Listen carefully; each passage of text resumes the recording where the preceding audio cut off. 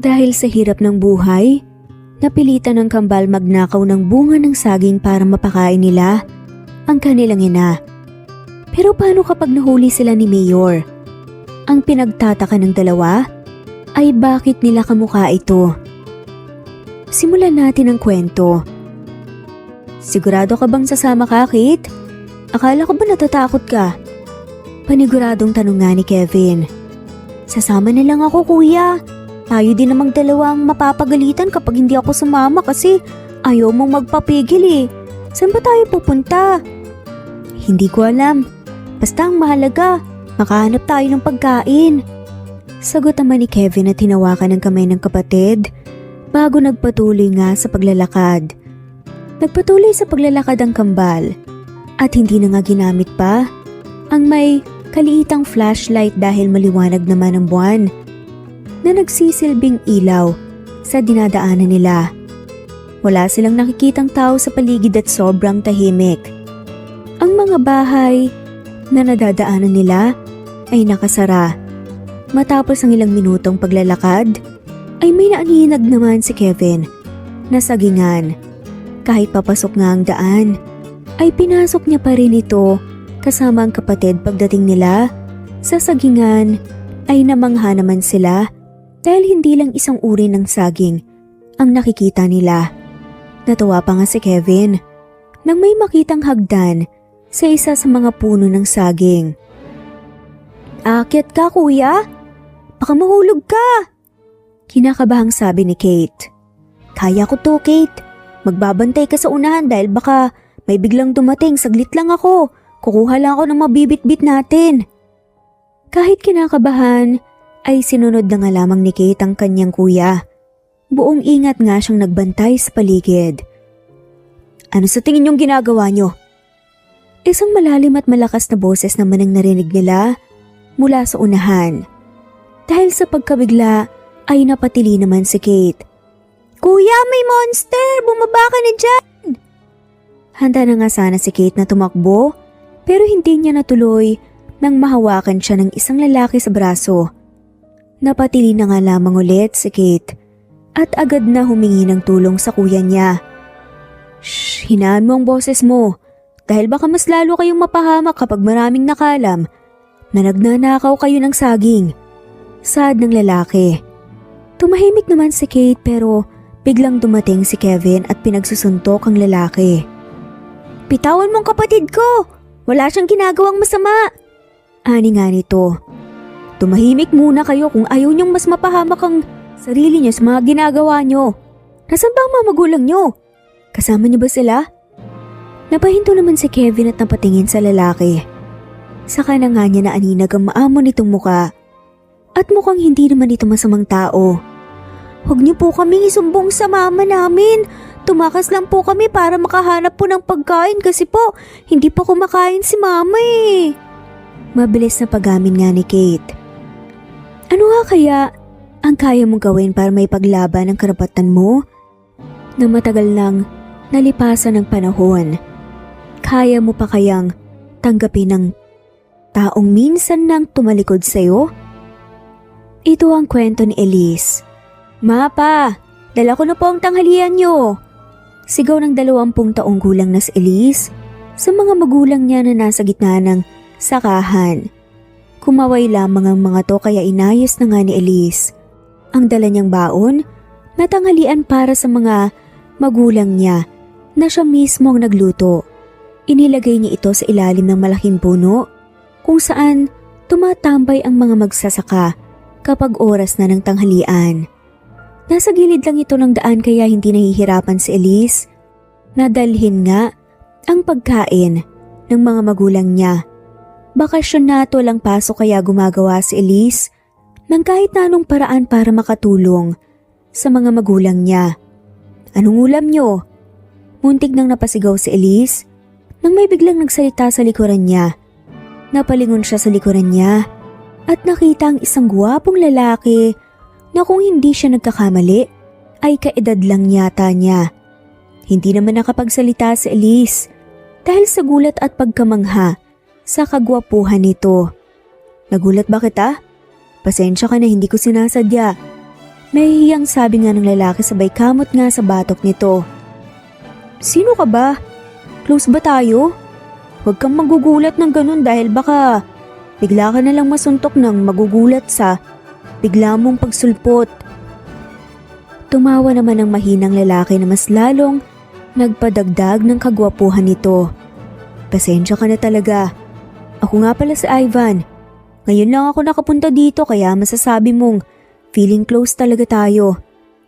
Ikaw pa kasi ang nakita kong kaedad ko dito eh.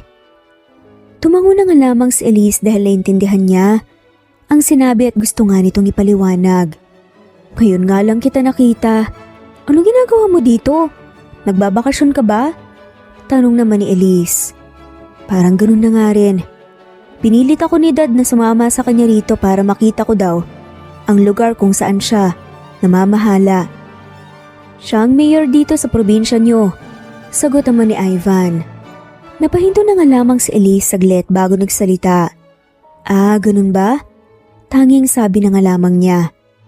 Hindi naman nagsalita pa si Elise pero panay ang kwento ni Ivan sa kanya na para bang close na nga sila. Magaan naman ang loob ni Elise kay Ivan pero pinipilit niya na wag nga itong kausapin dahil kilala niya ang mayor sa probinsya nila. At hindi magandang reputasyon nito sa ibang tao. Hindi sigurado ni Elise pero may naririnig nga siya na masama daw ang ugali nito kaya mas mabuti na ngang umiwas na nga lamang lalo na't ayaw na ayaw ni Elise sa mga gulo. Lumipas ang mga araw at palagi namang nagpapakita si Ivan kay Elise. Nung una ay nagagawang umiwas ni Elise pero kalaunan ay nadadala na nga rin siya sa mga salita at gawa ni Elise. Mabait, matalino, at mapagpakumbaba si Ivan sa lahat kaya naisip nga ni Elise na baka hindi talaga totoo ang mga sabi-sabi tungkol sa mga magulang ni Ivan. Lalo na't alam niya na makikita sa anak kung anong ugali ng mga magulang nito. Unti-unti namang nagkapalagayan nga ang loob nilang dalawa sa loob lang ng ilang mga araw. Napapansin kong madalas na kayong magkasama ni Ivan nitong mga nakaraang araw, anak ah.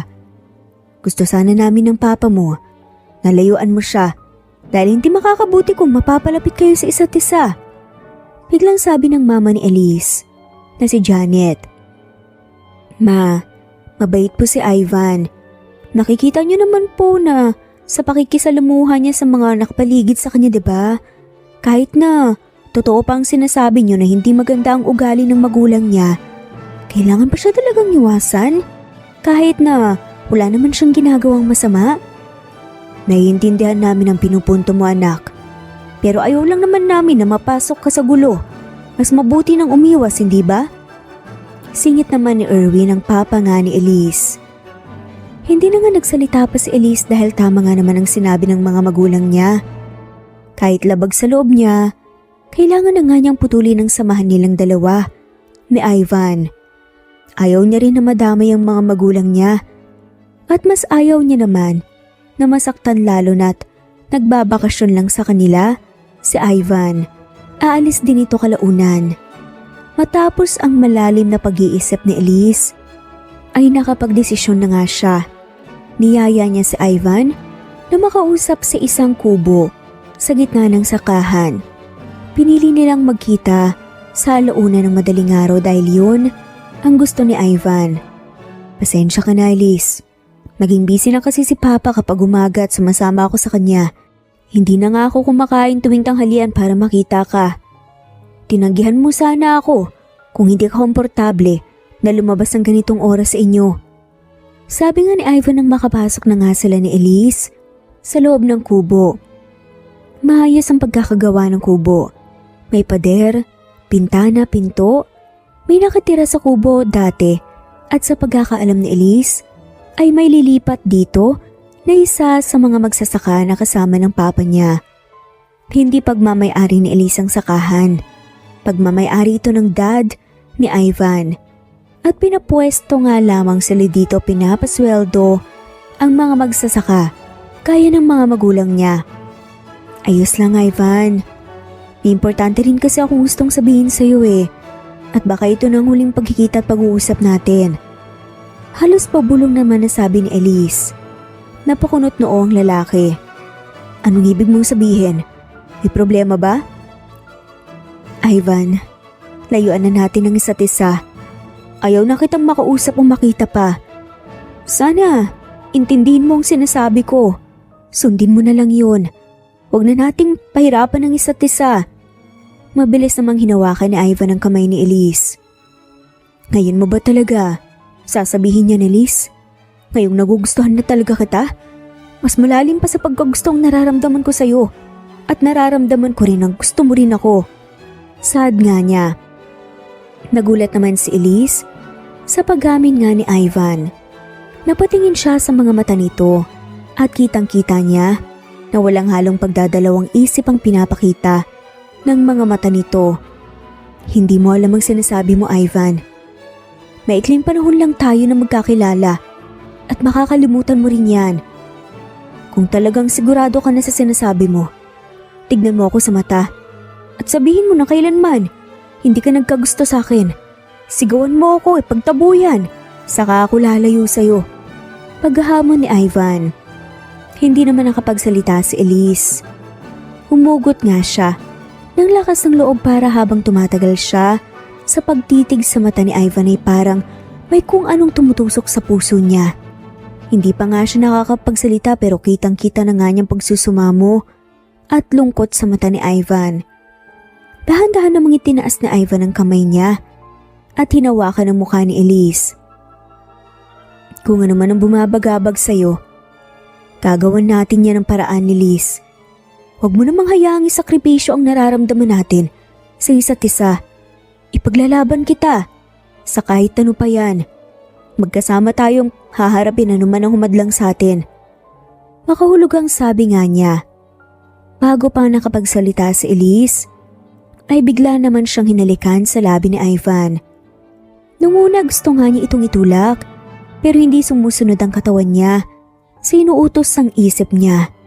Namalaya na nga lamang niyang sarili na gumaganti sa halik na binibigay ni Ivan. Ivan, hindi ko alam kung tama ba itong ginagawa natin. Bulong ni Elise. Huwag kang magalala, Elise. Hindi kita pababayaan. Bulong naman pabalik ni Ivan. Hindi na nga nakapagsalita pa si Elise nang magsimulang maglakbay ang mga kamay ni Ivan.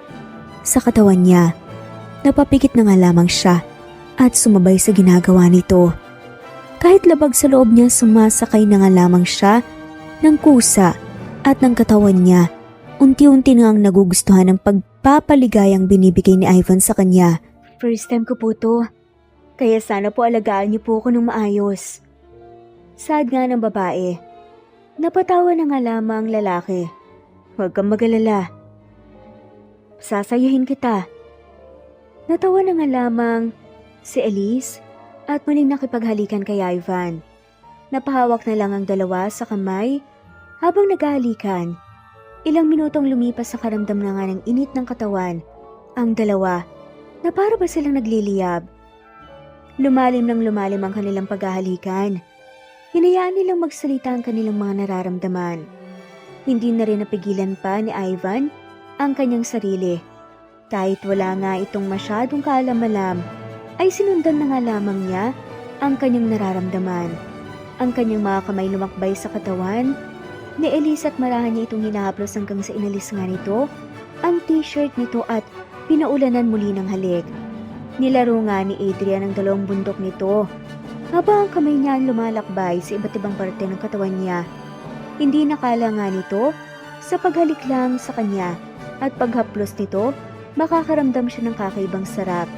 Hindi napigilan ng babae ang kanyang sarili at napaungol na nga siya. Inalis na nga rin ng lalaking ibang kasuotan nito at pati ang sa kanya at binuhat nga ito. Pinunta nga sa kanyang kama bago pumaibabaw nga ito sa babae. Sinubukang hawakan ng lalaki ang perlas nito pero napasinghap naman ng babae at biglang hinawakan si Ivan. Nakaramdam ng hiya ito. Pero nang makita nga niyang tila nasiyahan nga ang lalaki sa nakita, ay hinayaan na nga lamang niya ito hanggang sa palakas na nga ng palakas ang ungol ng dalawa. Sinisigaw ang bawat pangalan hanggang sa Tuluyan nang napapikit si Elise nang maramdaman ng unti-unting pagbaon sa kanya ng lalaki. Teka lang Ivan, nasasaktan ako eh. Pagpigil nga ni Elise dito. Hindi naman nagsalita si Ivan at tinalikan nga ulit si Elise sa labi. Dahan-dahan ngang gumalaw si Ivan at napapikit na nga lamang si Elise sa leg niya.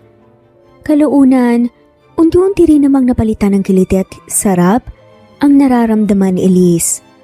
Unti-unti namang bumilis ang ginagawa ni Ivan hanggang sa pareho na nga silang tuluyang nakarating sa sukdulan.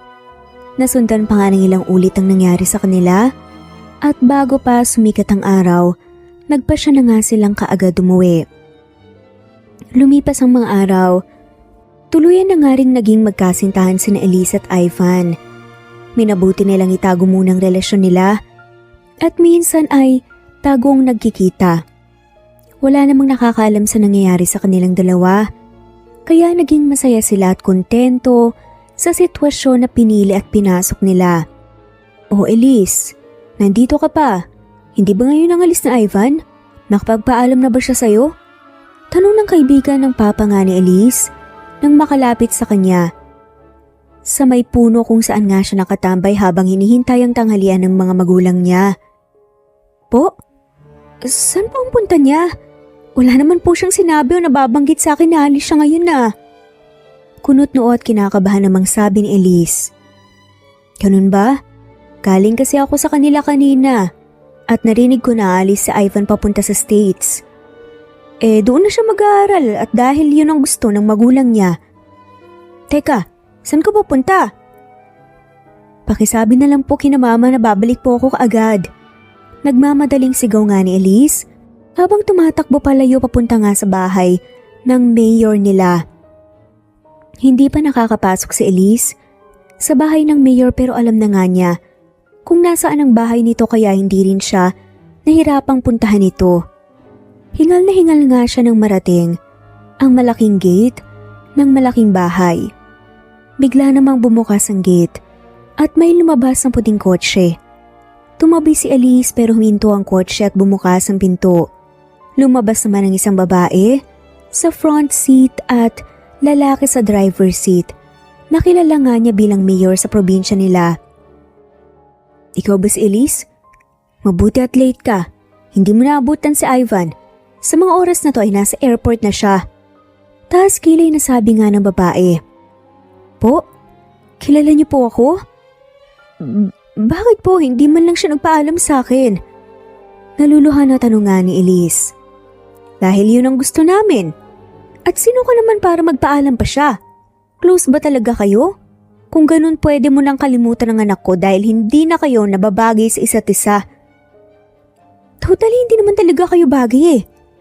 Tigilan mo na ang pangangarap mo na gumamit ng mayamang lalaki para umahon sa kahirapan. Lumang estilo na yan." Nakuha naman kagad ni Elise. Ang babaeng kaharap niya ay ang ina ni Ivan.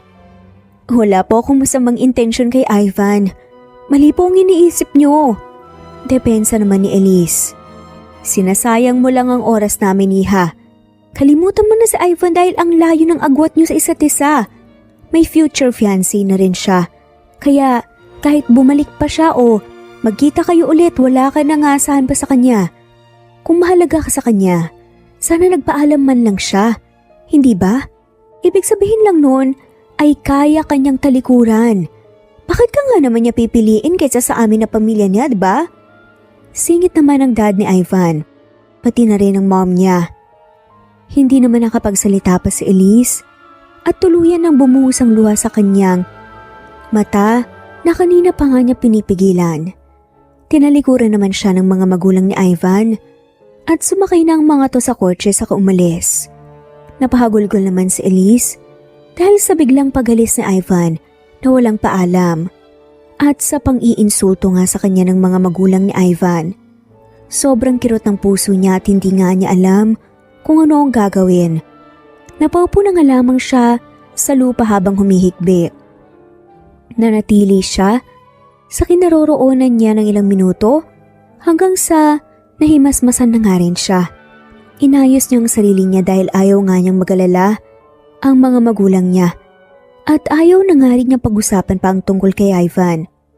Kusa nang tumalikod sa Ivan sa kanya, kaya bakit pa siya maghahabol? Mahirap pabuli ng mga taong ayaw magpahabol. Kaya pagtutuunan na nga lamang ni Elise ng pansin ng sarili niya at ang kinabukasan niya. Lumipas ang mga araw at linggo, gumuho naman ang mundo ni Elise nang bigla siyang nagsusuka at nalaman na buntis pala siya. Inamin niya sa mga magulang niya ang pagdadalang taon niya. Nagalit at nadismaya ang mga ito, pero tinanggap pa rin siya ng mga to dahil sa hirap huminto muna si Elise sa pag-aaral kahit malapit na nga siyang makapagtapos. Kalaunan na ipanganak na nga rin na nang maayos ang pinagbubuntis niya na kambal. Makalipas ang 6 na taon, may kaunti akong pera dito anak. Nakabayad na ng paunti-unti si Maring Lea sa akin. Ibili mo ng mga gusto mo. Ibili mo rin ang gusto ng mga anak mo. Sabi ni Janet at may inabot nga na pera kay Elise. Kinuha naman ni Elise ang pera. Ibibili ko na lang po ito ng maintenance niyo sa high blood niyo, ma. Huwag niyo pong alalahanin ng mga anak ko. Kumikita naman po ako sa pagtitinda po sa palengke. Kahit papaano, kaya ko pa rin naman pong maibigay yung mga gusto nila. May ngiti namang sabi ni Elise. Mapait namang umiti si Janet.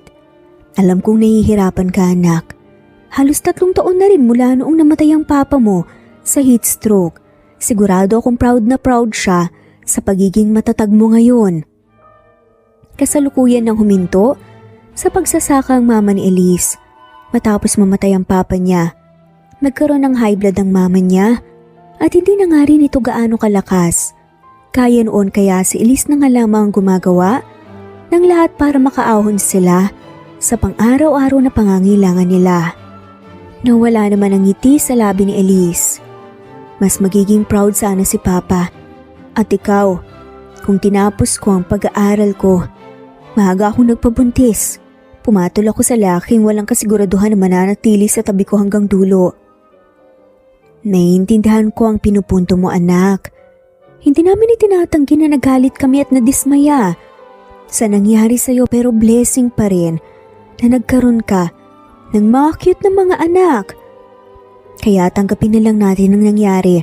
Makakabawi din naman tayo sa hinaharap lalo na't matapang at masipag ka. Hindi na nga nagsalita pa si Elise at tumauna nga lamang. May plano na nga siya na mag-abroad pero naghahanap pa siya ng tiyempo na may paliwanag niya sa mga anak ang plano niya. Kailangan na nga niya kasing makipagsapalaran at makahanap ng regular na kita dahil mag-aaral na nga ang mga anak sa pasukan nilang buwan na lang. Kumain na po kayo ma. Tawagin ko lang po yung mga bata sa kwarto. Saad nga ni Elise. Tinapay at gatas? Makakabusog na ito pero kasya ba sa ating 4 to? 3 tinapay lang to Kunot noong sabi naman ni Janet. Busog na ako may. Nakakain na po ako kanina sa tindahan. Huwag niyo po akong alalahanin. Pagsisinungaling naman ni Elise dahil hindi pa talaga siya kumakain. Pinuntahan na nga niyang kambal na anak niya sa kwarto ng mga to na naglalaro nga sa loob. Maliit ang bahay nila, nagawa sa kahoy pero para sa kanila ay sapat na itong tulugan na may kisame, lutuan at higaan. Pagkatapos kumain ng mama at mga anak ni Elise, ay naghanda na nga rin sila para matulog dahil gabi na. May 2 nga silang kwarto. Sa isang kwarto natutulog nga ang mama ni Elise at sa kabilang kwarto naman ay ang kambal kung saan may double deck na gawa sa kahoy. Mama, sigurado po ba kayong busog kayo? Hindi kayo kumain Hati na lang po sana tayo sa tinapay. Saad nga ng isa sa mga kambal na si Kevin. Ang unang inilabas ni Elise na siyang tinuring nga niyang panganay sa 2. Pwede rin po kitang hatian sa tinapay ko, Mama. Dagdag naman ang isa pa sa kambal na si Kate. Mag-6 na taon na nga sila, pero sa susunod na buwan pa. Ayos lang akong mga anak. Huwag niyo akong alalahanin dahil gumagawa naman ako ng paraan para hindi magutom. Hindi naman na nangulit pa ang kambal at pinatulog na nga rin sila ni Elise. Huwag kayong mag-alala mga anak. Makakabawi rin ako sa inyo. Hahanap ako ng paraan para kumita ng mas malaki. Sana mapatawad niyo ako sa mga pagkukulang ko sa inyo. Bulong nga ni Elise habang pinagmamasta ng mga anak na natutulog. Pinigilan niya naman ang sarili na maging emosyonal pero hindi niya nakayanan. Agad siyang tumayo at lumabas sa kwarto ng mga anak at umiyak ng tahimik sa may maliit nga nilang sala. Napaiyak na nga lamang si Elise sa sitwasyon niya. Huli na para magsisi at madismaya. Nangyari nang nangyari kaya wala nga siyang magagawa kundi ang harapin ang realidad. Sa kabilang banda hindi naman alam ni Elise na hindi pa pala natutulog ang mga anak niya. Tahimik ang mga to na nakatayo sa may pinto ng kwarto nila at nakasilip sa kanya sa may sala. Umiyak ba si Mama dahil sa atin, kuya? Tanong nga ni Kate. Hindi ko alam, Kate eh. Basta ang alam ko lang ay malungkot si Mama. Baka masakit ang tiyan niya dahil hindi siya nakakain, baka gutom na siya. Bulong naman pabalik ni Kevin sa kapatid. Anong gagawin natin? Nag-isip naman si Kevin at nang makaisip nga ng plano, ay binulong niya naman ito sa kapatid niya. Hindi naman sang-ayon si Kate sa gustong mangyari ng kuya niya, pero kalaunan ay nakumbinsi na nga rin siya nito. Bumalik naman sila sa mga higaan nila at humiga pero hindi natulog si Kevin. Sumapit ang hating gabi, ginising naman ni Kevin ang kapatid na nakatulog para may sagawa ang plano niya. Kuya, sigurado ka ba talaga sa gagawin natin? Baka mapagalitan tayo ni Mama. Baka madilim na din sa labas at baka mapahamak pa tayo. Kinakabahang saad nga ni Kate. Pwede ka namang magpaiwan na lang dito. Kaya ko namang mag-isa. Bulong naman ni Kevin. Hindi na nga niya hinintay pa na magsalita si Kate at diretsyo na ngang dahan-dahang lumabas ang kwarto nila. Bumungad naman sa kanya ang mama niya na natutulog sa hapag ng sala. Maingat siyang naglalakad papunta sa may pinto at namalaya na nakasunod na nga si Kate sa kanya. Bago pa sila tuluyang makalabas sa pinto, kinuha niya naman sa likuran ng pinto ang nakasabit na flashlight saka dumiretso palabas. Sigurado ka bang sasama ka, Kate? Akala ko ba natatakot ka? Paniguradong tanong nga ni Kevin. Sasama na lang ako, kuya. Tayo din namang dalawang mapapagalitan kapag hindi ako sumama kasi ayaw mong magpapigil eh. Saan ba tayo pupunta? Hindi ko alam, basta ang mahalaga makahanap tayo ng pagkain. Sagot naman ni Kevin at tinawakan sa kamay ang kapatid bago nagpatuloy na sa paglalakad. Nagpatuloy sa paglalakad ang kampal at hindi na nga ginamit pa ang may kaliitang flashlight dahil maliwanag naman ang buwan na nagsisilbing ilaw na sa dinadaanan nga nila. Wala silang nakikitang tao sa paligid at sobrang tahimik. Ang mga bahay na nadadaanan nila ay nakasara. Matapos ang ilang minutong paglalakad, ay may naaninag nga naman si Kevin. Nasagingan. Kahit papasok ang daan, pinasok niya pa rin ito kasamang kapatid. Pagdating nila sa sagingan, namangha naman sila dahil hindi lang isang uri ng saging ang nakikita nila. Natuwa pa nga si Kevin nang may makitang hagdan sa isa sa mga puno ng saging. Akyat ka, kuya! Baka mahulog ka! Kinakabahang sabi ni Kate. Kaya ko to, Kate. Magbantay ka sa unahan dahil baka may biglang dumating. Saglit lang ako, kukuha lang ako ng mabibitbit natin. Kahit kinakabahan, sinunod na nga lamang ni Kate ang sinabi ng kuya niya. Buong ingat nga siya na nagbantay sa paligid. Ano sa tingin yung ginagawa niyo? Isang malalim na boses. Kuya Monster, bumaba ka na dyan! Handa na nga sana si Kate na tumakbo pero hindi niya natuloy nang mahawakan siya ng isang lalaki sa braso. Napanatili naman ulit si Kate at agad nga na humingi ng tulong sa kuya niya. Shh, hinaan mo ang boses mo dahil baka mas lalo kayong mapahamak kapag maraming nakakaalam na nagnanakaw kayo ng saging. Saad ng lalaki. Tumahimik naman si Kate pero biglang dumating si Kevin at pinagsusuntok ang lalaki. Bitawan mo ang kapatid ko! Wala siyang ginagawang masama! Sigaw nga niya. Tumahimik muna kayo. Kung ayaw niyong mas mapahamak sa ginagawa niyo, nasaan ang mga magulang niyo? Kasama niyo ba sila? Napahinto naman si Kevin at napatingin sa lalaki. Saka na nga niya naaninag ang maamo nga nitong muka at mukhang hindi naman ito masamang tao. Huwag niyo po kaming isumbong sa mama namin, tumakas lang po kami para makahanap po ng pagkain kasi hindi pa kumakain si mama eh. Mabilis sa pag-amin naman ni Kate. Napahinto naman ang lalaki. Bago pa nga siya makapagsalita, ay dumating naman ang mga tanod na kasama niya na nag-iikot sa paligid. Mayor Ivan, wala po kaming nakitang kakaiba sa paligid. Sinong mga bata na yan? Tanong ng isa sa mga tanod. Hindi naman sumagot si Ivan at tinignan lang ang mga bata sa nagsalita. Sumama muna kayo sa akin sa bahay at pag-usapan natin ang ginawa nyo. Seryosong sabi nga ni Mayor Ivan. Gusto niyang umangal ang kambal pero nakaramdam sila ng takot sa kasama nga na lalaki kaya hindi na nga rin sila nagreklamo pa. Naglakad nga sila at hawak-hawak sila nang magkabilang kami ni Ivan. Ilang sandali lang narating naman nila ang isang malaking bahay. Sa inyo po ba itong bahay? Mayor Ivan po ba ang pangalan niyo? Biglang tanong ni Kate.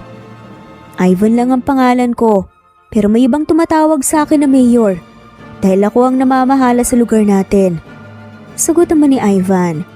Pagpasok nila sa bahay ni Ivan ay namangha naman kaagad ang kambal sa ganda at laki ng loob nito. Pinaalis na nga rin ni Ivan ang mga tanod at sinabing siya na ang bahalang mag-uwi sa mga bata pagkatapos niyang kausapin ang mga to. Inutusan din ni Ivan ang kasambahay niya na lutuan ng masarap na pagkain ng mga bata na dadalhin nga ng mga ito pa uwi. Hindi alam ng magulang niya na tumakas kayo, di ba? Ano na ngayon ang sasabihin niyo sa kanya? Hindi rin maganda ang ginawa niyong pagnakaw ng saging sa taniman ko. Pwede naman kayong manghingi dahil masama ang magnakaw kahit ano pang dahilan niyo. Pangangaral nga ni Ivan sa mga bata. Hindi siya galit at hindi rin naman siya sang-ayon sa ginawa ng mga to. Natutuwa lang siya dahil sa hindi malaman na dahilan. Natutuwa siyang tignan ng kambal dahil magkamukha talaga ito maliban lang sa magkaiba nga nilang kasarian. Pasensya na po. Nagawa lang naman po namin yun dahil kailangan po namin ng pagkain, halos pabulong naman, nasabi ni Kevin. Napabuntong hininga na nga lamang si Ivan at nakuha naman niya ang paliwanag ng mga bata. Kailangan niyang makausap ang mga magulang ng mga to dahil kung hindi niya makita ang mga to, ay baka mapahamak nga ang mga to. Nagpatuloy ang pag-uusap nila ng ilang minuto. Natapos din ang kasambahay sa pagluluto at dinala na nga sa sala ang nakabalot na pagkain para madala ng kambal. Iuwi ko na kayo sa inyo, tara na. Pagyaya nga ni Ivan sa mga bata. Sumama naman ang kambal sa kanya at gumamit nga sa Ivan ng kotse para mapadali ang pagdating nila sa bahay ng mga bata dahil maliwanag na pala sa labas at pasikat na ang araw. Inabutan na sila ng umaga. Iniisip niya na baka hinahanap na nga ang mga to ng mga magulang nila. Tinuro naman ng kambal ang daan patungo sa bahay nila. Familiar na familiar naman kay Ivan ang dinadaanan nila. Ngayon lang ulit siya nakalabas sa lugar. Isang linggo pa lang simula noong nanalo siya bilang mayor sa probinsya nila. Ang dad niya talaga, ang mayor sana pero nagkasakit ito sa puso at nagpapahinga kaya siya na muna ang pumalit. May dinaanan siyang maraming proseso bago tuluyang umupo bilang mayor sa lugar nila. Busy na busy nga rin siya at hindi nakakapasyal sa paligid. Tao po! Sambit ni Ivan sabay katok nga sa pinto ng bahay na tinuro ng kambal sa kanya. Bumukas naman ang pinto at nagulat si Ivan ang bumungad sa kanya. Ang mukha ni Elise na punong-puno ng pag-aalala. Mama! Sabay na sambit ng kambal at mabilis na niyakap si Elise. San kayo galing? Bigla na lang kayong nawala sa kwarto nyo. Ano pang naisip nyo tumalis kayo dito sa bahay? puno ng pag-aalalang sabi ni Elise. Tumaas na nga rin ang boses niya dahil lalabas nga sana siya para hanapin ang mga anak at mabuti na nga lamang nakauwi rin ng maayos ang mga to. Anak mo si Elise? Nag-asawa ka na? Gulat naman na tanong ni Ivan. Nakatingin naman si Elise kay Ivan. Sa kanya napagtanto na si Ivan nga ang kaharap niya.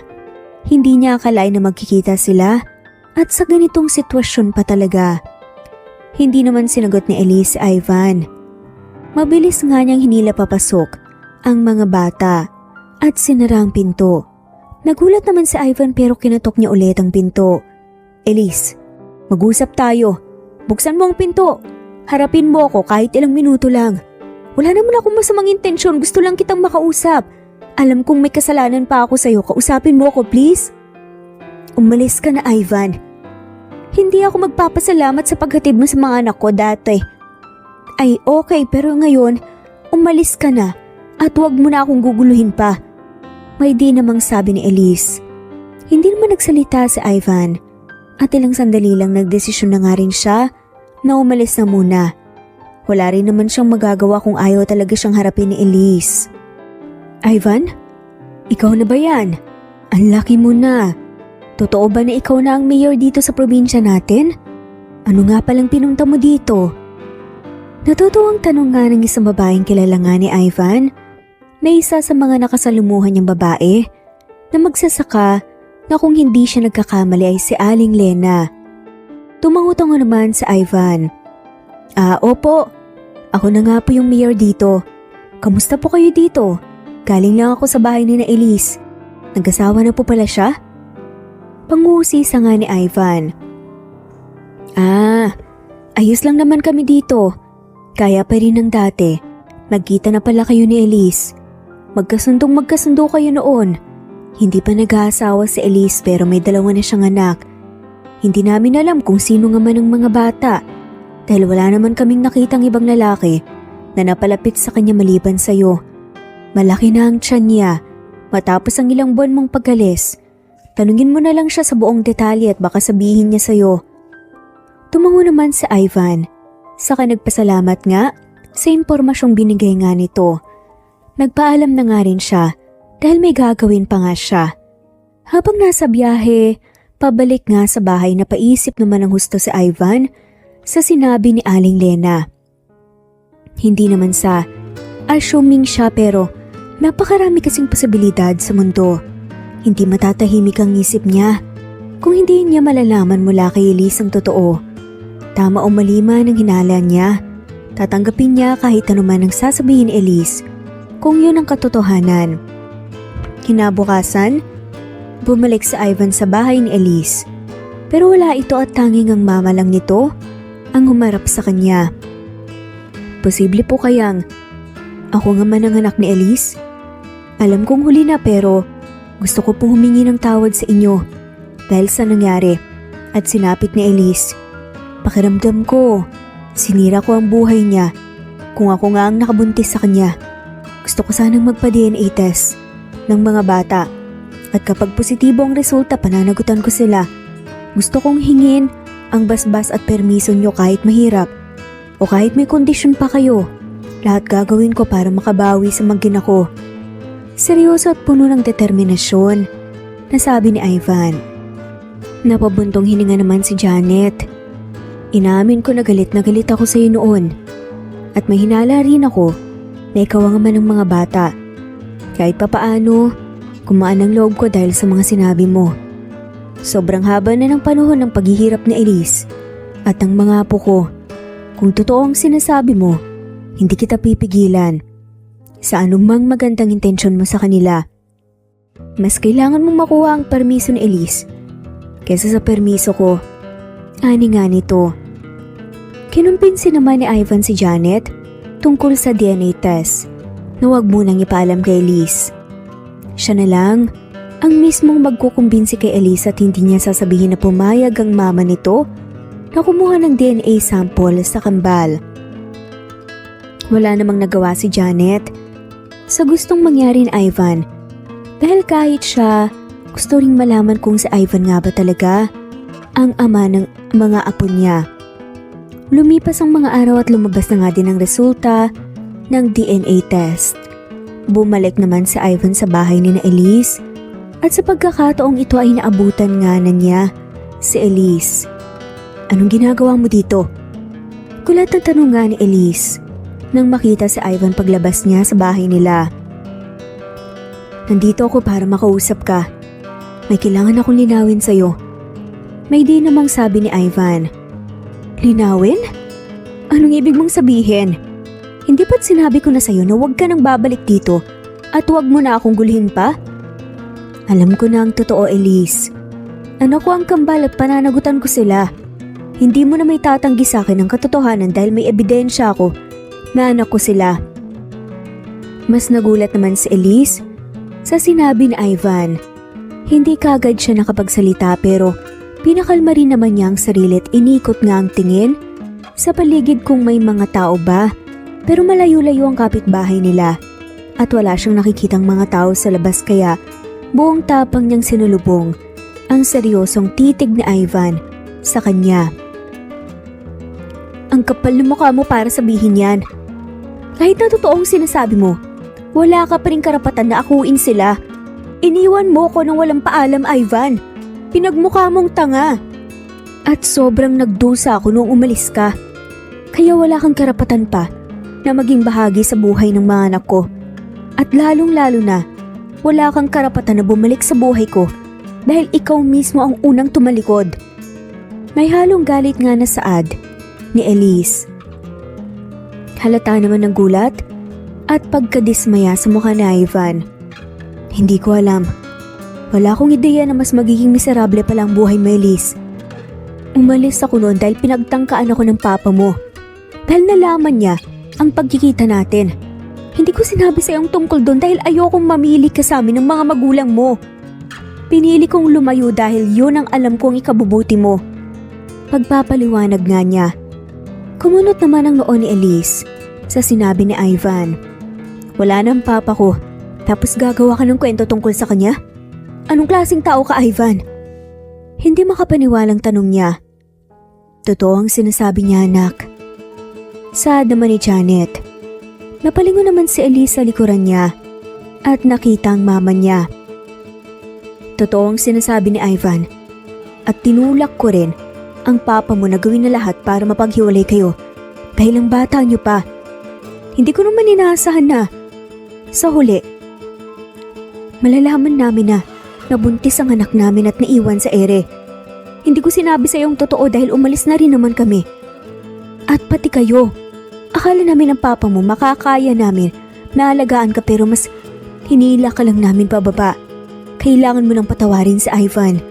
Buuin niyo ang pamilya niyo. Dahil kailangan siya ng mga bata. Kailangan niyo si Ivan sa buhay niyo. Hindi makapaniwala si Elise sa mga nalaman niya. Pakiramdam niya ay pinagkaisahan siya ng mga taong mahal niya. Hindi niya namalaya na tumutulo na pala ang luha niya sa mata. Ilang sandali lang ay niyakap naman siya ni Ivan. Lahat ng sakit na naramdaman niya noon, bumalik at mas naging doble pa nga ito dahil sobrang laki nang tinanim nga niyang galit kay Ivan. Sinisi niya ito sa maraming bagay. Alam niya rin naman sa sarili niya na may kasalanan siya dahil nagpadala siya kahit na alam niya na mali. I'm sorry, Elise. Sana mapatawad mo ko. Hindi na ako mangangako pero gagawin ko lahat para makabawi sa inyo na maging ako. Bigyan mo pa sana ako ng kahit uling pagkakataon pa. Hindi nagbago ang nararamdaman ko para sa iyo at maniwala ka man o hindi. Walang oras na hindi kita iniisip mula nung umalis ako sa lugar na to. Dire-diretsyong bulungan ni Ivan. Hindi naman nagsalita si Elise at nagpatuloy lang sa pagiyak dahil gusto nga lamang niyang ilabas lahat ng hinanakit niya na naipon na. Gusto niya mang saktan at sampalin sa Ivan, hindi niya naman magawa dahil sarili niya namang desisyon ang nagdala sa kanya sa sitwasyon niya ngayon. Matapos ang ilang minuto ay nahimasmasan nga din si Elise. Lumayo naman siya kay Ivan at kumawala sa yakap nito sa kanya. Kakausapin ko lang mga anak ko. Ako magpapaliwanag sa kanila ng lahat at hahayaan kita na panagutan sila. Bumalik ka na lang dito bukas kung gusto mo silang makausap o makasama. Tanging sabi naman ni Elise bago tinalikuran si Ivan at pumasok sa loob ng bahay.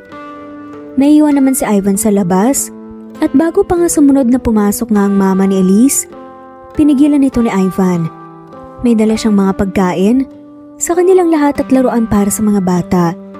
Hindi na nagdalawang isip pa si Janet na tanggapin ang mga yun dahil wala na nga silang halos makain. At para rin naman yun sa kanila. Nakikita niya rin ang sinseridad ni Ivan kaya nakasuporta nga siya sa kagustuhan nitong makuha ang loob ni Elise at ng mga anak nila. Nagpasalamat din si Janet bago tuluyang umalis si Ivan at nangako na babalik na bukas. Sinasabi niyo po ba na papa namin yung lalaking may-ari ng malaking sagingan? Yung nagatid po sa amin dito pabalik ng bahay? Paglilinaw nga ni Kevin. Bakit ngayon lang po siya nagpakita, Mama? Ayaw niya po ba sa atin noon? Tanong naman ni Kate. May naging hindi pagkakaintindihan kasi kami ng papa niyo. Kaya kami nagkahiwalay. Ngayon lang niya nalaman ang tungkol sa inyo dahil ngayon ko lang sinabi. Ngayon lang kami nagkita ulit. Sana mapatawad niyo ko kung hindi ko sinabi sa inyo ang tungkol sa kanya. Bigyan niyo siya ng pagkakataon na makilala kayo at kapag hindi niyo siya nagustuhan, sabihin niyo lang sa akin. Hindi ko kayo ipipilit sa kanya. Mahinahong pagpapaliwanag naman ni Elise sa mga anak niya. Naiintindihan po namin, Mama. Huwag kayong mag-alala dahil kahit anong mangyari po, kayo ang susundin po namin. Mas mahal po namin kayo kaysa po sa kahit na sino, pati na rin po si Lola. May ngiting sabi nga ni Kate at niyakap nga si Elise. Sangayon po ako sa sinabi ni Kate. Mama, mahal po namin kayo kaya wala kayong dapat ipag-alala. Tatanggapin namin si Papa dahil tinanggap niyo rin po siya at mamahalin namin po siya kapag minahal niyo rin po siya. Dagdag naman ni Kevin at yumakap din kay Elise. Masaya naman ang puso ni Elise dahil kahit mga bata pa lang ay mature na mag-isip ang mga anak niya. Mababait ang mga ito, maalaga, maintindihin at matalino na siyang nagpapalakas ng loob niya at kinukuhaan niya ng lakas. Sa kabila ng mga nangyari sa kanya noon, nagawa niyang magpatuloy dahil sa mga anak niya. Gaya ng napagkasunduan, ay bumalik nga si Ivan kinabukasan para makausap at makasama ang mga anak. Sakto namang walang gagawin si Ivan sa araw na yon. Nag-usap din sila ni Elise at nagkasundo na gagawin ang makakaya nila para sa mga anak nila. Nakahanda namang sumuporta si Ivan sa mga bata at gusto na lumipat sa bahay nila pero hindi pa sigurado si Elise doon. Sa huling naaalala niya kasi ay hindi naging maganda ang huling pag-uusap nila ng mga magulang ni Ivan. Kaya naisipan ni Ivan na ipakilala muna si Elise sa mga magulang niya. Anong sabi mo? Pinapunta mo lang kami dito para sabihin na nabuntis mo ang babaeng yan at pananagutan mo? Sira na ba ang ulo mo? Kinayuma ka ba ng babaeng yan? Hindi makapaniwalang singhal nga ng ina ni Ivan na si Leia. Buntis na siya nung pinilit niyo akong paalisin, Ma'am. Alam niyo na gustong gusto kong magpaalam sa kanya noon. Pero pinagbantaan niyo ako. Hindi na ako bata na pwede niyong makontrol. Kung hindi niyo tanggap ang magina ko, wag niyo na lang po kaming guluhin pa. May diin namang sabi ni Ivan. Tahimik lang si Elise na nakikinig sa pag-uusap nga ni Ivan at ng mga magulang nito. Mabuti na nga lamang iniwan ni Elise ang mga anak niya sa mama niya dahil kung hindi, baka narinig na nga ng mga to ang mga pinagsasabi ng mga magulang ni Ivan. Kaya na inaasahan niya hindi siya tanggap ng mga to dahil siguro sa katayuan niya. Totoo nga ang sabi-sabi ng iba na may hindi magandang ugali ang mayor nila dati at ang asawa nga nito. Mabait lang ito sa harapan ng mga tao pero kapag nakatalikod ay lumalabas ang totoong ugali. Tigilan mo yung kaibangan mo, Ivan. Nakalimutan mo na bang engaged ka kay Angela? Gusto mo ba talagang ipahiya ang pamilyang to? Galit namang sabi ni Frances na dad ni Ivan. Wala po akong pinapahiya, Dad. At kayo lang naman ang may gusto na may engage ako kay Angela. Hindi ko gusto si Angela at kailanman hindi ko siya magugustuhan. Kung hindi kayo suportado sa desisyon ko, hayaan niyo lang ako dahil hindi na ako bata. Hindi naman makapaniwala ang mom ni Ivan at galit na tinignan nga si Elise. Masaya ka na? Masaya ka na ba na nakuha mo ang gusto mo? Ano ba ang plano mo? Perahan ang anak ko? Magkano kailangan mo at ibibigay ko para tantanan mo na ang anak namin? Ani pa nga nito. Umiling-iling naman ang babae. Hindi ko po pineperahan si Ivan. Desisyon niya na panagutan kami ng anak ko. Hindi ko naman siya pinipilit eh. Sagot ni Elise. Hindi na nga siya gaya ng dati na umiiyak lang at hindi lumalaban. Marami na nga siyang natutunan sa buhay at isa na nga roon ang lumaban lalo na kung wala naman siyang ginagawang masama. Totoo rin naman ang sinasabi niya na hindi niya pinipilit si Ivan. Ilalaban ni Elise ang mga anak niya at sa kabila ng mga nangyari noon nagdesisyon na nga siya na bigyan ng pagkakataon si Ivan na bumawi. Ang kapal na mukha mo? Nasagot-sagutin ako? Sino ka ba sa inakala mo? Nagmamalaki ka na ba dahil kinakampihan ka ng anak ko? Galit na sabi nga ni Lea takmang susugurin si Elise. Pero agad naman siyang naharang ni Ivan. Kung hindi ka makikinig sa amin ng mom mo, Ivan, itatakwil ka namin. Matatanggal ka sa pagiging mayor mo at wala kang makukuha sa amin na kahit na piso. Dagdag pa nga ni Francis. Gawin niyo ang gusto niyong gawin. Buong buhay ko sumunod ako sa inyo para mapangalagaan ang pamilya natin pero ngayon, na may sarili na akong pamilya, sila naman ang unahin ko. Ayos lang sa akin, itakwil niyo ako dahil desisyon niyo yan. Alam niyo rin naman na kaya ko nang tumayo sa sarili kong mga paa. Rerespetuhin ko kung ano magiging desisyon niyo. Taas na nga na saad nga ni Ivan. Hinawakan niya ang kamay ni Elise at hinila palabas ng bahay.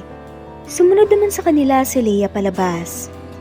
Please anak, huwag mo namang gawin sa amin ito ng dad mo. Alam mo na ginagawa namin lahat para sa kapakanan mo. Kaya bumalik ka na sa amin. Magkasundo na lang kayo. Nabibigyan mo ng perang babaeng yan. Sustentuhan mo. Huwag ka lang tumalikod sa amin. Pagmamakaawa nga ng ina niya. Nag-iisang anak lang si Ivan kaya masakit sa kanya. Natalikuran nga siya ng anak.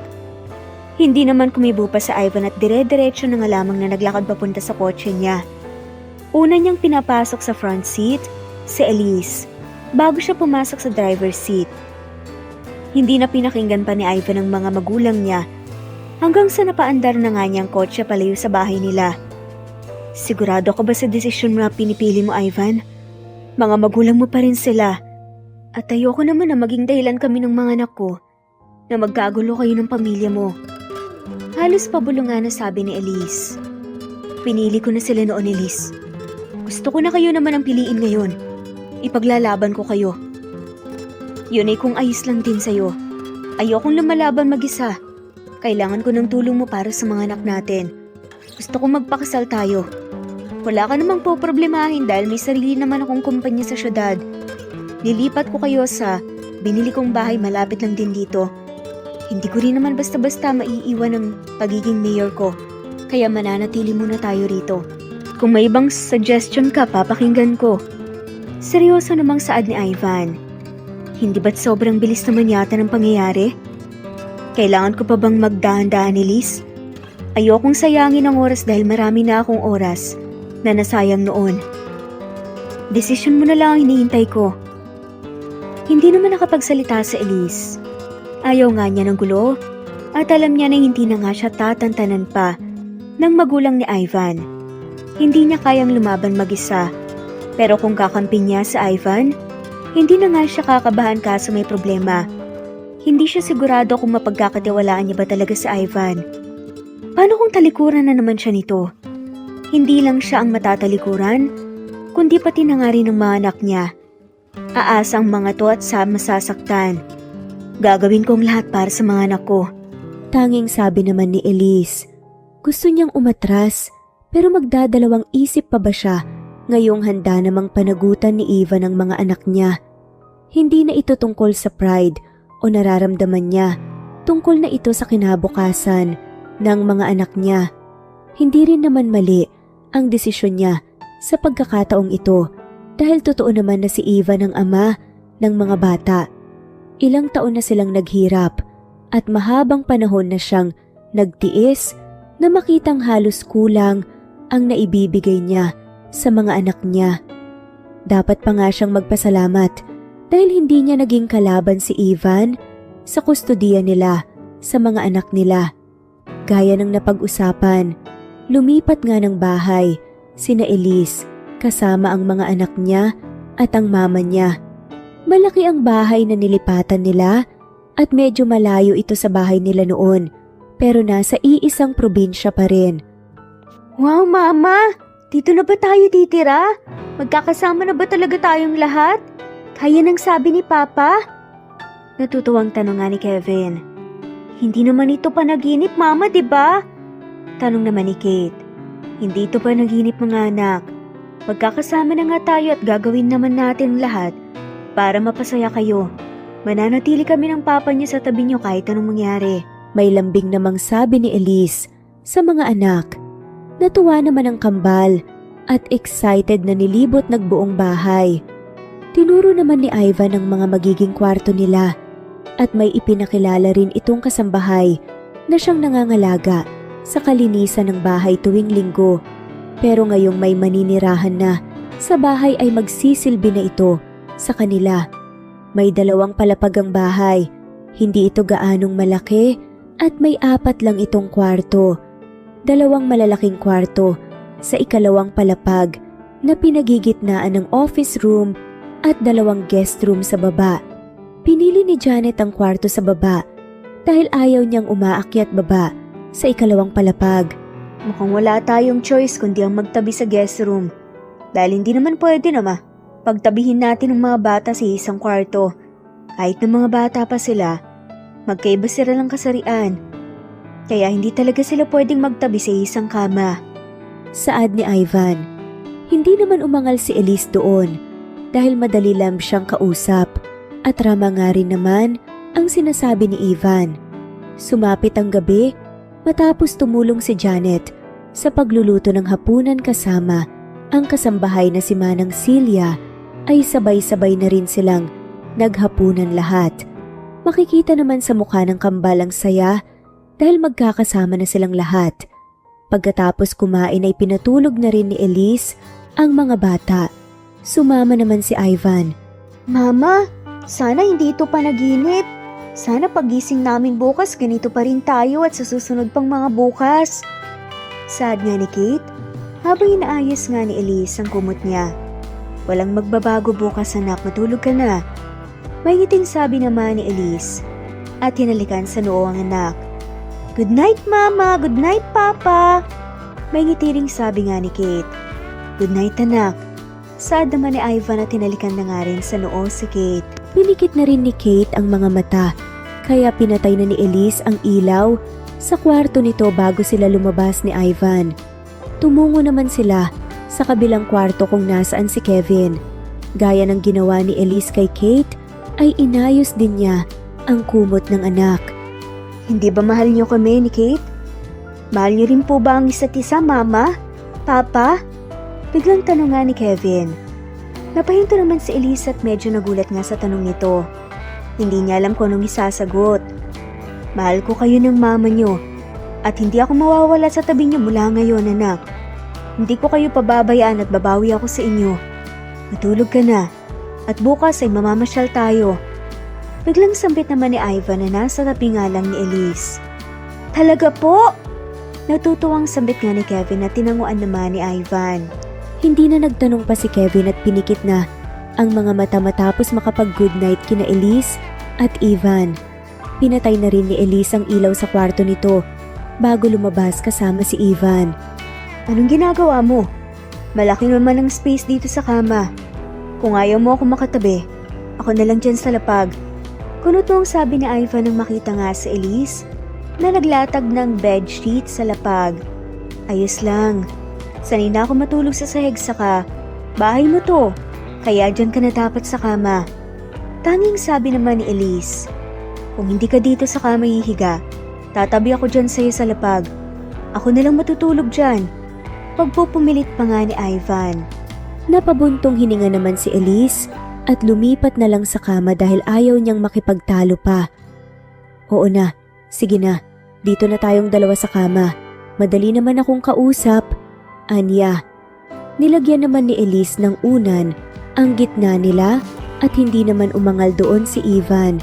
Wala akong gagawin sa'yo na wala ang permiso mo. Kaya wala kang dapat ipag-alala. Wala ka pa rin bang tiwala sa akin?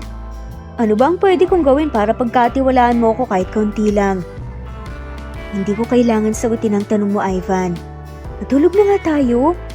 Hindi na rin nangulit pa si Ivan at ipinikit na lang ang mata dahil inaantok na rin siya. Kinabukasan, nagising ng maaga si Elise at wala na si Ivan sa tabi niya. Bumangon siya at nadatnan ito sa kusina na kumakain ng agahan na hinanda ni Manang Celia. May gagawin lang muna ako saglit. Uuwi ako mamaya at mamamasyal tayo kasamang mga bata. Pagpapaalam ni Ivan, tanging-tango lang ang ginawa ni Elise at tuluyan na ring umalis si Ivan. Nagtimpla naman ng kape si Elise, mag-isa sa kusina dahil naglilinis na sa likuran ng bahay si Manang Celia. Ilang sandali lang ay bigla namang tumunog ang doorbell ng gate ng bahay. Nagtaka si Elise dahil wala naman siyang inaasahang bisita at wala ring binanggit si Ivan. Pero lumabas pa rin siya para tingnan kung sino ang nagdo-doorbell. Anong kailangan nila? Bungad na tanong nga ni Elise nang makita ang isang magandang babae na halatang mayaman at sosyal dahil nga sa pananamit nito. Nandyan ba si Ivan? Pakisabi, gusto ko siyang makausap at sabihin mo rin na fiancé niya ang naghahanap sa kanya. Sabi naman ng babae. Napakunot ang noo ni Elise. Fiancé? Ikaw ba si Angela? Paano mo nalaman ang lugar na to? Hindi ka naman sinabihan ni Ivan tungkol sa lugar na to, di ba? Halos pabulong na saad niya. Kahit saang lupa-lupa pumunta si Ivan, mahahanap at mahanap ko siya. At sino ka naman? Bagong kasambahay ka ba? Pero hindi mo naman ginagalang si Ivan. Napatigil si Angela at nanlaki mga matang tinignan si Elise. Napatakip pa nga siya sa bibig niya. Ginapit ng kamay nga dahil sa gulat. Don't tell me ikaw yung sinasabi ni na tita at tito na nabuntis ni Ivan at pineperahan lang siya. Gulat nga nitong tanong. Hindi ko pineperahan si Ivan. At ayoko rin nagulo kaya pasensya na. Mabilis namang sabi ni Elise. At agad na sinara sa kanila kang gate. Nagulat naman si Angela. Teka, buksan mo tong gate. Mag-usap tayo ng maayos, sarapin mo ko. Paulit-ulit na sigaw ni Angela pero hindi na nga siya pinansin pa ni Elise. Nadire-diretsong pumasok sa loob. Kainis naman. Mainis pa nga na bulong niya saka nagmamaktol. Na tinungo nga ang kotse niya at pumasok doon. Bago magtanghalian ay umuwi naman si Ivan, hindi na sinabi ni Elise na pumunta ang fiancé nito sa bahay kanina. Namasyal naman sila at bumiyahe para makahanap ng dagat. Tuwang-tuwa naman ang kambal habang nagtatampisaw sa mababaw na bahagi ng dagat. Naglaro sila ng habulan at nakisali na rin sina Elise at Ivan na nag-enjoy din sa bonding nila. Mabilis na lumipas ang mga araw at paunti-unti namang nakukuha ni Ivan ang tiwala ni Elise. Mas nagkakasundo na sila at pareho na silang komportable sa isa't isa. Kahit na abala sa trabaho, ay binibigyan pa rin ni Ivan ng sapat na oras ang mag-ina niya. Masaya naman si Elise sa nakikita niyang pagpupursige ni Ivan. Buksan niyo ang gate! Ilabas niyo ang anak ko! Nagulat naman si Elise sa narinig niya mula sa labas ng bahay. Nasa sala siya habang ang mag-ama naman ay nasa kwarto sa ikalawang palapag dahil nakikipaglaro ang mga bata kay Ivan. Dali-dali namang lumabas si Elise para tingnan kung sino ang sumisigaw at nadatnan niya ang mom ni Ivan. Ano pong ginagawa niya dito? Kinakabahang tanong ni Elise. Anong karapatan mo tanungin ako ng ganyan? Nandito ako dahil malamang anak ko si Ivan. Ibalik mo ang anak ko sa akin. Kailangan siya ng dad niya ngayon. Wala ka bang hawa? Talagang sisirain mo ang pamilya namin para lang sa kapakanan mo? Wala ka bang konsensyang babae ka? Singhal pa nga ni Leia. Hindi naman alam ni Elise ang gagawin. Ayaw niyang buksan ang gate dahil baka sabunutan nga siya nito kaya tatalikod na nga lamang siya para tawagin si Ivan pero hindi rin natuloy dahil nakita niya itong palabas ng gate. Hindi naman ito kasama ang mga bata. Anong kailangan mo, Mom? Akala ko ba tinakwil niyo na ako? Bakit nanggugulo na naman kayo? Marinang boses na tanungan ni Ivan. Anak, kailangan ka ng dad mo. Inatake na naman siya sa puso dahil kinansela mo ang engagement niya ni Angela. Umatras ang dad niya na makipag-partnership sa kumpanya natin. Bawiin mo sana yun dahil baka lalong lumala ang kalagayan ng dad mo. Kaya kong dalawin at kausapin si dad pero hindi ko kaya ang gusto niyong mangyari. Magpapaksal kami ni Elise. Sa ayaw at sa gusto niyo. Hindi ako suportado sa desisyon mong yan.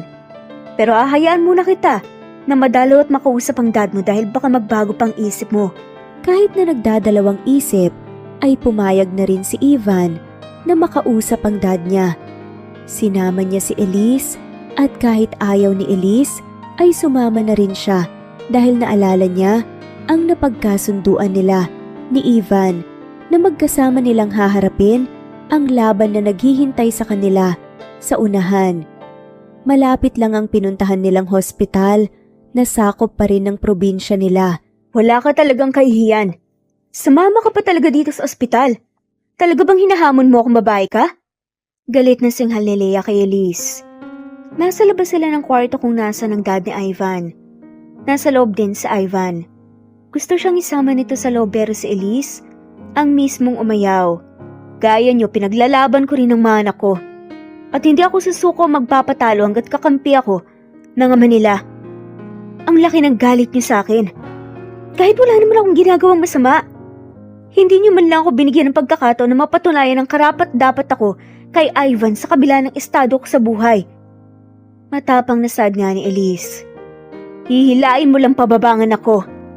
Kung mahihila ko man siya pababa, kaya naming umakyat pabalik sa taas na magkasama. Hindi naman, parating mataas ang posisyon mo sa buhay ah. Dadanas ka rin ng mahila pababa sa kahit na anong paraan pa. Ang mahalaga doon, may kasama ka. Hindi ka nag-iisa kaya makakaya mo lahat. Huwag mo akong pangaralan dahil mas matanda ako sa'yo. Sinasabi ko sa'yo, gagawin ko lahat para hindi mapunta sa'yo ang anak ko. Pagbabanta ni Leia. Magsasalita pa sana si Elise nang bigla naman siyang sinampal ng malakas ni Leia. Nagulat siya pero hindi siya gumanti.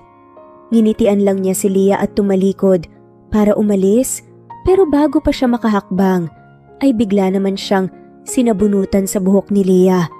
Napadaing naman si Elise sa sakit ng pagkakasabunot ni Leia. Walang iya ka talagang babae ka? Akala mo kung sino ka? Sigaw ni Leia at pinilit na mga listen ni Elise ang kamay nito sa buhok niya pero hindi niya agad nagawa. Bitiwan niyang mama namin! Huwag niyo siyang sasaktan! Biglang sigaw naman nang kakarating lang na si Kevin. Nakasunod sa kanya ang kapatid na si Kate. Kasama rin nito si Janet at si Manang Celia. Napatigil naman si Leia at kinuha iyong pagkakataon ni Elise para tanggalin ang kamay nito sa buhok niya. Agad namang lumayo si Elise at hinila ang anak. Anong ginagawa niyo dito? Hindi ba't sinabi ko na sa bahay lang kayo? Tanong ni Elise. Pasensya na po ma'am, hindi po daw kasi maganda ang pakiramdam ni Kate. Saad naman ni Manang Celia. Bago pa nakapagsalita ulit si Elise, bigla namang nanghina si Kate. Bago pa ito tuluyang natumba, ay agad niya itong nasalo. Kate anak, anong nangyayari? Gumising ka anak! Kinakabahang sambit ni Elise nang mawalan ng malay ang anak. Dali-dali namang tumawag ng doktor si Manang Celia. Agad din namang inasikaso si Kate ng mga nurse at doktor. Napagalaman naman nila na may leukemia si Kate na siyang ikinaguho ng mundo ni Elise. Maagapan pa ang kondisyon ng anak niyo dahil na-detect ng maaga ang leukemia. May mga proseso siyang dapat pagdaanan para tuluyang gumaling ang kondisyon niya. May sapat kaming gamit sa ospital para sa mga kagaya niyang maagang na-detect ang sakit. Kapag malala na kasi, pinapatransfer na namin sa syudad. Dito muna siya mananatili sa ospital pansamantala. Paliwanag nga ng doktor. Gawin niyo po ang lahat ng kailangan gawin para maging maayos pong kalagayan ng anak namin. Seryosong sabi naman ng dalawa. Nasa isang kwarto na sila ngayon kung saan inadmit si Kate dahil nawalan ito ng malay at hindi pa gumigising. Nagpaalam naman ang doktor dahil may aasikasuhin pa itong ibang pasyente. Hinatid naman ito ni Ivan palabas ng kwarto. Hindi mo man lang inasikaso ng maayos ang mga bata. Anong klaseng ina ka? Galit na sambit nga ni Leah na kanina pa nga nakasunod kina Elise. Hinarap naman ni Elise si Leah at tinignan sa mga mata. Wala akong pakialam kung sabunutan mo man ako ng ilang beses o insultuin ang buong pagkatao ko, pero wala kang karapatan na questionin ang pagiging ina ko sa mga anak ko. May diin namang sabi ni Elise. Kung gustong-gusto niyong na makuha ang anak niyo, kunin niyo na siya bilang anak niyo. Pero hindi ko siya isusuko bilang ama ng mga anak ko.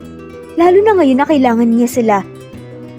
Madamot na kung madamot, pero alam kong gagawin mo rin lahat kung ikaw ang nasa kinatatayuan ko. Dagdag pa nga ni Elise. Nilapitan ni Elise ang anak na nakahiga sa hospital bed. Hinawakan niya ito sa kamay at hindi napigilan na mapaiyak dahil sa sitwasyon nito.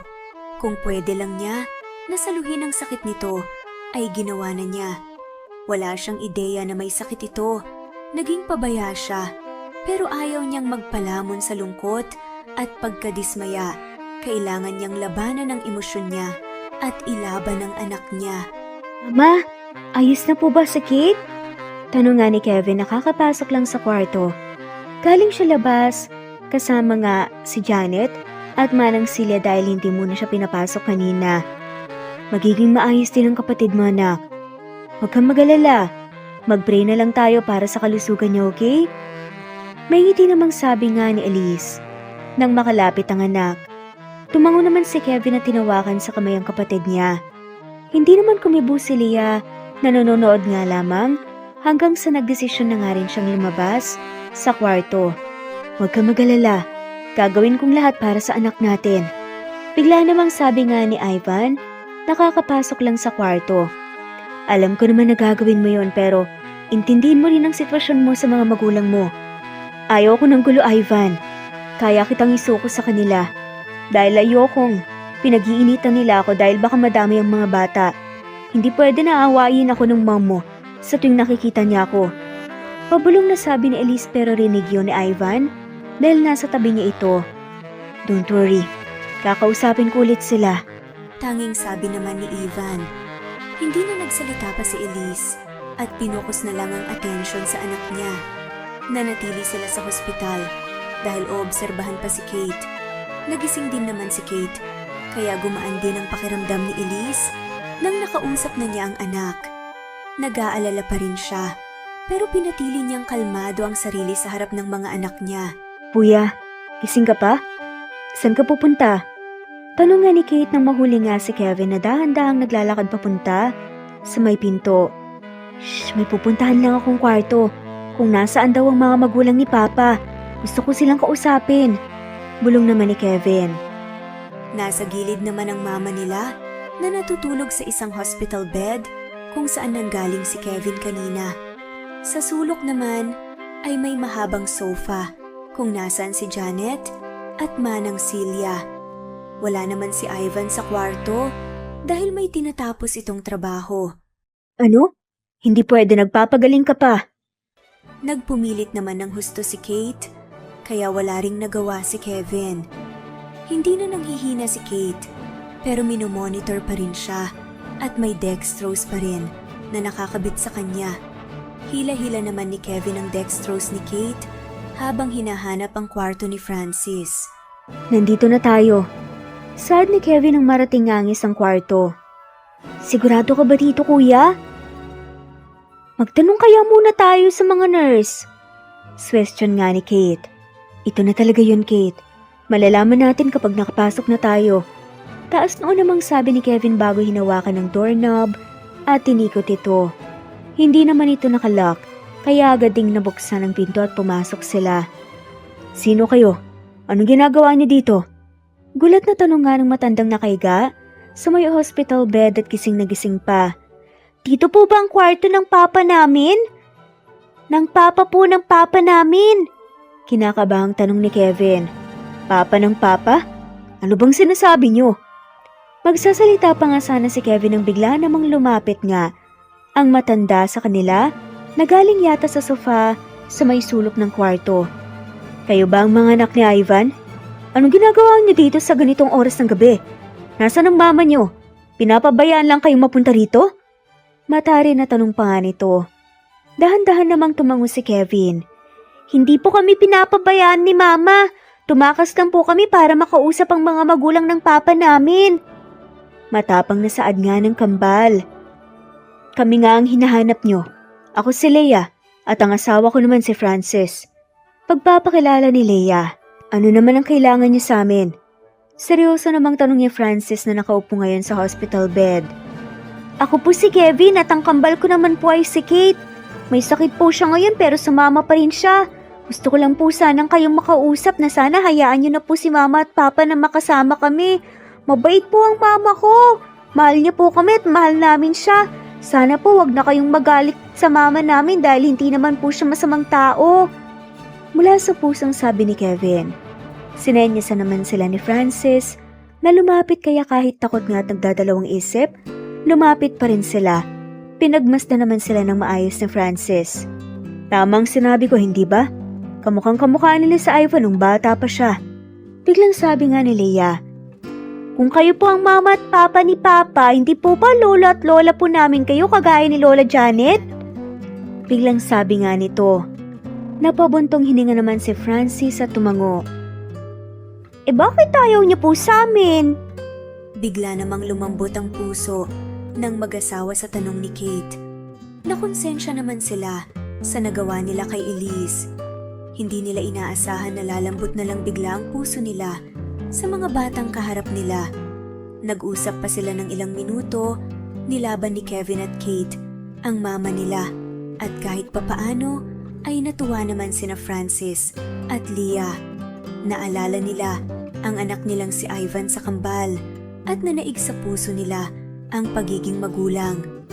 Nagkasundo naman sila na bibigyan nila ng pagkakataon na kilalanin si Elise, kaya tuwang-tuwa naman ang kambal. Naaliw naman ang mag-asawa sa kambal. Umalik na kayo sa kwarto bago pa magising ang mama nyo at masermonan kayo.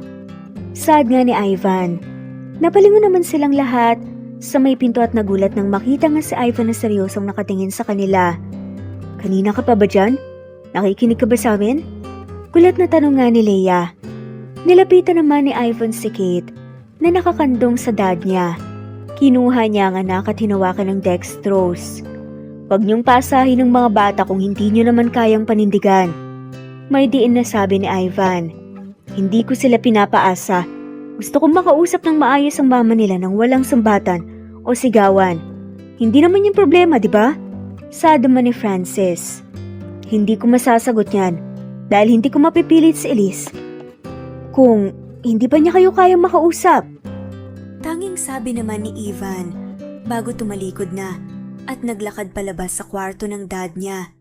Hindi naman kumibo ang kambal hanggang sa nakabalik din sila sa kwarto nila. Hindi rin pinagalitan ni Ivan ang mga ito at pinatulog lang. Hindi rin niya binanggit ang nangyari kay Elise dahil baka magalit lang ito. Wala rin namang masamang nangyari sa mga bata. Narinig ni Ivan lahat ng pag-uusap ng kambal at ng mga magulang niya. Hiling niya na sana ay maging daan ang mga anak niya para lumambot ang puso ng mga magulang niya at matanggap ng mga ito ang pamilya na bubuuin niya kasama si Elise. Sigurado akong magugustuhan to ng mga bata. May iting bulong nga ni Elise habang daladala ang isang supot na may dalang ice cream cake. Elise? Ikaw nga, Elise! Hindi ba? Sad nga ni Angela. Napalingon naman si Elise sa tumawag sa pangalan niya. Paglingon niya ay nagulat naman siya nang makita si Angela na palapit sa kanya. Agad namang kinabahan si Elise at mabilis na naglakad. Hoy teka, huminto ka muna! Wala naman akong gagawing masama sa'yo eh! Sigaw ni Angela. Nang malapit na nga sa may hospital, kung saan may ilang tao sa paligid, huminto nga rin si Elise. Ayaw niyang marating pa nila ang loob ng ospital dahil ayaw makaagaw ng atensyon. Sa loob kung aawayin man siya ni Angela. Kung may problema ka man sa relasyon namin ni Ivan, siya na lang ang kausapin at lapitan mo. Hindi ako mangingialam sa inyo. Kung ikaw ang pipiliin niya at magpakasal man kayo, hindi ako tututol. Mabilis na sabi ni Elise nang makalapit nga si Angela sa kanya.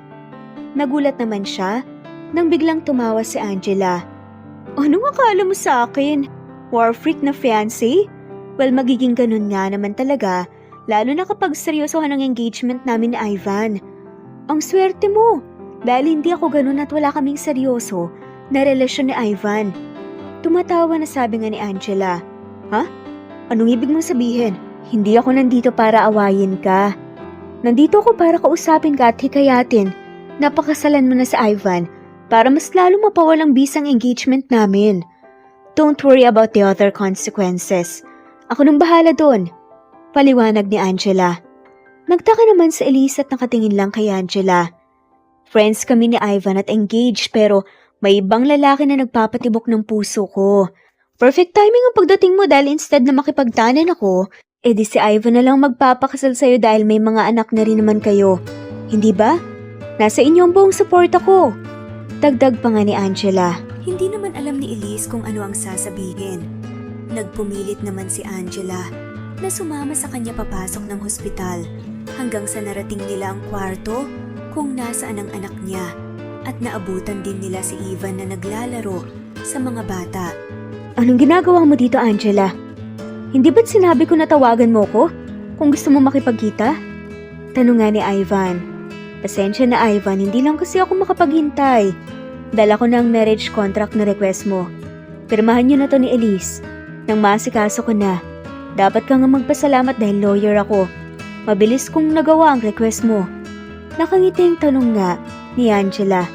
Teka, anong marriage contract ang sinasabi mo na pipirmahan?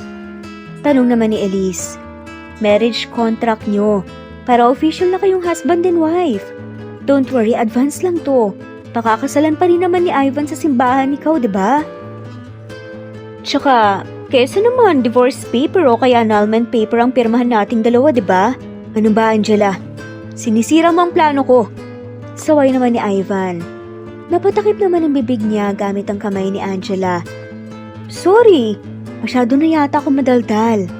Ani nga nito. Hindi naman makapaniwala si Elise sa mga narinig niya kaya nilingon niya si Ivan. Nagulat naman siya nang makita itong nakaluhod na sa likuran niya at may hawak na singsing sa kamay nito. Marry me. Seryosong sabi ni Ivan. Kumunot naman ang noo ni Elise dahil hindi ba dapat tanong ang sasabihin ni Ivan. Bakit parang namimilit ito? Napipilitan din ba siya? Hindi. Walang nararamdamang pilit si Elise dahil ilang beses man niyang itanggi. Alam niya sa sarili niya na nitong mga nakaraan araw ay unti-unti nang nakukuha ni Ivan ang loob niya. Bago pa nakapagsalita, si Elise ay isinuot naman ni Ivan ang singsing sa daliri niya na kasyang-kasya. Hindi ba't question and answer dapat ang proposal? Hindi mo man lang ako pinagsalita. Pagangal naman ni Elise. Don't worry. Sa pagkakataong to, hindi kita hayaan na madismaya. Handa ako magpatali sa'yo at lahat ng gusto mo ay susundin ko. Seryoso namang sabi ni Ivan. Kinuha niya ang marriage contract na binigay nga ni Angela at pinirmahan yun. Pagkatapos pumirma ay inabot na nga niya naman kay Elise ang ballpen na hawak niya. Seryoso ako sa mga sinabi ko. Magsimula ulit tayo, Elise. Buuin natin ang pamilya natin, kasamang mga anak natin, at ang mga mahal natin sa buhay. Isusugal ko lahat para sa bagong kabanata na papasukin ko. Papayag ka bang maging bahagi ng kabanatang yun? Wala na tong atrasan pa, Elise. Hindi ko sinasabi to para sa kapakanan ng mga anak natin. Sinasabi ko to dahil ito ang tunay kong nararamdaman. Walang nagbago, mahal pa rin kita. At sa mga dumaang araw na hindi kita nakita, mas lalo akong nangulila sa'yo. Sana tanggapin mong nararamdaman ko. Kung may natitira pa kahit kaunti lang na nararamdaman mo sa akin, gagawin kong lahat para palakihin yun. Seryosong sabi nga ni Ivan. Bumilis naman ang tibok ng puso ni Elise. Hindi siya kinakabahan at alam niya ang ibig sabihin ng mabilis na pagtibok ng puso niya dahil minsan na rin niya yung naramdaman noon. Hindi niya aakalain na mararamdaman niya ulit yun at sa isang tao pa. Wala nang atrasan pa. Huminga naman ng malalim si Elise bago kinuha ang ballpen sa kamay ni Ivan at pinirmahan din ang marriage contract. Aatras pa ba siya? Ilang beses na niyang sinabi noon. Nakakalimutan na niya si Ivan at ang nangyari sa kanila sa nakaraan dahil akala niya iyon ang paraan para makapagpatuloy siya sa hinaharap pero hindi pala palaging ganoon. Lumingon siya. Isang paglingon lang ang ginawa niya at ang nasimulan nila ni Ivan noon ay pareho nilang gustong ipagpatuloy ngayon sa hinaharap. Agad naman na pumalakpak ang kambal dahil sa nasaksihan nila. Tuwang-tuwa rin ang mama ni Elise, si Manang Celia at si Angela sa nasaksihan nila. Sad pa nga ng pili yung kambal. Mama, Papa, dapat yung marriage contract na yan panindigan niyo po Kundi kapag annulment paper yan, nako'y panggagatong lang po namin yun. Hindi po kami papayag. Nagtawanan na nga lamang sila na nakasaksi sa sinabi ng kambal. May panggagatong daw ang annulment paper kapag nagkahiwalay pa ang dalawa. Nagpatuloy naman ang pamamalagi ng anak nilang si Kate sa ospital. Naunang na-discharge ang dad ni Ivan na madalas dalawin ng kambal kasama ang asawa nito. Lumipas ang ilang araw at tuluyan na ring gumaling si Kate. Sumapit naman ang ikalawang taon ng kambal. Nagpasya sila na sa probinsya gaganapin ang handaan kung saan marami ang imbitado na kapitbahay nila noon. Tuwang-tuwa ang mga ito nang malaman ang tungkol sa pagiging mag-asawa ni na Elise at Ivan na malapit na ring ikasal sa simbahan. Sabay na pagkanta at sigaw ng mga dumalo sa birthday ng kambal. Nagpalakpakan naman ang lahat at hinipan na rin ng sabay ni na Kevin at Kate ang malaking cake nila. Marami ang bumati sa kambal at nagbigay ng kaunting mensahe. Tuwang-tuwa ang mga ito na mas lalo namang ikinatuwa pareho ni na Elise at Ivan. Masaya sila dahil sa kabila ng mga nangyari, marami pa rin ang nanatiling nakasuporta sa kanila. Hindi pa naman kami late, hindi ba? Napalingon naman sina Elise at Ivan sa nagsalita at nakita si Leia. Naaninag naman ni Elise si Francis na nakikipaglaro sa kambal. Nag-usap na sina Elise at ang mga magulang ni Ivan. Binigyan nila ang isa't isa ng pagkakataon na makilala ang isa't isa. Sakto lang ang pagdating niyo, ma'am. Kumain na kayo. Pili lang kayo sa mga gusto niyong kainin na handa. May ngiti namang sabi ni Ivan. Tanging-tango lang ang ginawa ni Leah at tiningnan si Elise. Nang makuha ni Ivan ang gustong ipahiwatig ng mom niya, ay nagpaalam na muna siya para puntahan ang mga anak nila. Gusto ko sana humingi ng tawad si Elise sa mga nagawa at nasabi ko sa'yo. Naging mahid ako at mapangmataas. Muntik ko mang makalimutan na galing din pala ako sa baba. Salamat dahil hindi mo pa rin sinukuhan sa Ivan. Lumaban ka. Kaya kayo ngayon na magkasama ng mga anak niyo. Kontento na kami ng dad niya na makitang maayos ang sitwasyon niya lalo na ng mga apo ko.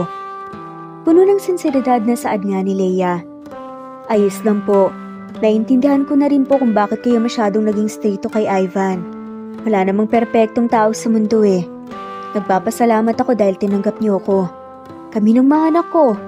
Hindi man sigurado ngayon pero sana magkasundo tayo sa hinaharap. Alam kong may pagkakatulad din tayo sa ibang bagay. Lalo na't pareho tayong ina sa mga anak natin. Wala tayong ibang hiling, kundi ang mapabuti ang mga anak natin. May ngiti namang sabi ni Elise. Sumang-ayon naman si Leia at humaba pa ang pag-uusap nila. Sa pagkakataong ito ay unti-unti na silang nagkakaintindihan. Humingi rin ng tawad si Francis kay Elise at natuto silang lahat na magpatawad sa isa't isa. Naging matagumpay naman ang birthday party ng kambal. Marami ang nag-enjoy, natuwa at nabusog sa birthday party ng kambal. Tuwang-tuwa rin ang dalawa dahil unang beses nila itong maranasan at ang mas higit na nakapagpatuwa sa kanila ay ang makasama ng kumpleto ang pamilya nila.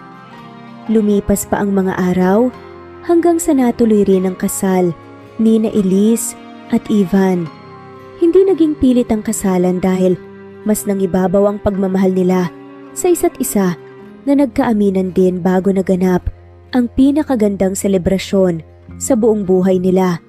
Masayang masaya ang lahat, lalo na ang bagong kasal dahil nakahanda na sila sa bagong yugto ng buhay na papasukin nila na magkasama. Sa huli ay nagpatuloy ang buhay ni na Elise at Ivan na dala-dala ang mga karanasan at aral na natutunan nila sa nakaraan nila. Hindi man naging maganda ang simula ng kwento nila, sisiguraduhin naman nila na magtatapos ito ng maganda. Lahat kayang gawin ng isang tao para maipaglaban ang karapatan nila kahit na napaglipasan na ito ng nakaraan. Maaari mong tanggapin ulit ang taong minsan nang tumalikod sa iyo. Maaari kang magbigay ng huling pagkakataon sa taong iyon, pero kapag maraming pagkakataon na ang naibigay mo, pang-aabuso na yon. Kahit na ganon, may kanya-kanya pa rin tayong prinsipyo sa buhay. Palagi lang nating tandaan na anuman ang desisyon na piliin natin, palagi itong may kaakibat na kapalit. Magandang resulta man o pangit na resulta, nakadepende iyon sa desisyon na pinili natin. Ang mahalaga ay mapanindigan natin ang desisyon na pinili natin. Muli, ako si Elise at hanggang dito na lang ang aking kwento. Maraming salamat po sa lahat ng mawalang sawang sumusubaybay at shoutout po sa mga sumusunod. Pasita Eliazar, Evangeline Zamora, Emma Gura, Elvi Candontol, Josephine Peñasales of Quezon Province, Jelly Tampos, Mercy Villantes, Emily Borac, Flordet, Naitan Canada, Stephanie Arroyo, Jean De Best of UK, Helen Murillo, Alice Panoy of Solsogon, Santa Margarita, Samar, Daisy Blasa, Corazon Correa of Nueva Ecija, Romana Gorospe, Juliet Panlilio, Estelita Mahia, Marisa de los Reyes Arroyo, Brigida Remolacio, Andrea Taga of USA, Senen Orzame, Roan of Saipan, Andrea Taga, Imelda Fortes of Calamba City, Mira Acob, Rosemary Vasquez, Teresita Schmid, Teresita Tumaliwan of Hong Kong, Merly Lin, Geraldine De Jesus, Rebecca Tezuka of Japan, Fe Navares, Annie Hoson of Japan, Theodora Gamit of Hong Kong, Jelly Tampos, Nori, J. Len Baro-Baro of Hong Kong, Amy Cruz of Toronto, Lucia Baldo, Batang Ibunan, Maria Elena Barosa, Elena Sapurco, Daisy Blasa, Presbyteros Rose, Ostonalito, Eddie Demata of Bukidnon, Hads Mama Dani, Aida Hernando, Evangeline Bautista, Jennifer Ojas, Melinda Rontale, Calibo Aklan, Dante San Juan of General Santos City, Flor Cabrera of Santa Rosa, Laguna, Ann Mariano, Marilu Gulmatico, Merly Limon, Merlela Zaraga, Erlinda Eje of Laguna, Josephine Peñasales, Nanita De Juan, Josephine, Ana Flor Saico, Andrea Taga, Eli Bitasolo of Milan, Italy, Susan, Romana Gorospe, Mercy Villantes, Filma Saceres, Marisa de los Reyes, Fatma Mansul, Jean De Bes, Lisa, Emily Borac, Salvacion Peñaflor of Ligao City, Albay, Jaylen, Jelly Tampos, Nancy Costanilla, Helen Murillo, Rosemary Vasquez, Sunshine Sotalbo, Elila Dera, Marcia Apin of San Pablo, Laguna, Eli Evangelista Anderson, Lily of Macau, Merlita Sampani of San Agustin, Isabela, Eli Evangelista Anderson, Jessica Vargas, Maricel Sinangote, Merly Beltran, Lorna Fernandez, Elvi Candontol, Flor Cabrera of Santa Rosa, Laguna, Evangeline Zamora, Nori, Eddie Codilan of Winnipeg, Canada, Juliet Panlilio, Ellen Cervantes of Malolos City, Bulacan, Lloyda Gabas, Liliano Bebe, Teresita, Batang Ibunan, Aida Cagente, Felo Contapay, Naitan, Canada, Helen Doctolero of La Union, Agoo, Yoli Medel Pancho, Rose Castro, Marilu Gulmatico, Rebecca Tezuka, Annie Hosan of Japan, Nanay Anita of Hong Kong, Emeline Lafuente, Princess Rocker, Andrea Taga, Teodora Gamit, Senen Orzame, Carmencita Falcon, Pasita Eliazar, Imelda Forteza, Anastasia Gonzalez, Marcelina Rosales, Augustus Rafanan, Flor Floser, Ara Adhani, Elila Dera, Ann Mariano, Lucia Baldo, Mercy Villantes, Mirna Bugarin, Presbyteros Rose, Maria Evangelista, Eli Evangelista Anderson, Marisa de los Reyes of Saudi Arabia, Conchita Alos Rage, Ana Flor Saico, Christian Fidelino, Judith Castro, Beth Sardina, Jelly Tampos, Fatma Mansul, Senenor Zame, Flor Cabrera of Santa Rosa, Laguna, Liliano Bebe, Ostonalito Elvi Candontol, Eli, Romana Gorospe, Marilyn Sasaki of Japan, Flordet, Elizabeth Tena, Rad TV of Hong Kong, Jean the Best of UK, Nizar Sams, Annie Hoson, Eli Bitasolo, Marilyn San Jose, Imelda Fortes of Calamba City, Violeta Irgarin of Kamsur, Flordet, Jessica Vargas, Jingjing, Rosa Franca Abelian of Cebu, Wendy Goth of Japan, Teresita Schmid, Theodora Gamit, Rebecca Tezuka of Japan, Nori, Baylin, Margie Angon of Maragondon, Batang Ibunan, Marilu Gulmatico,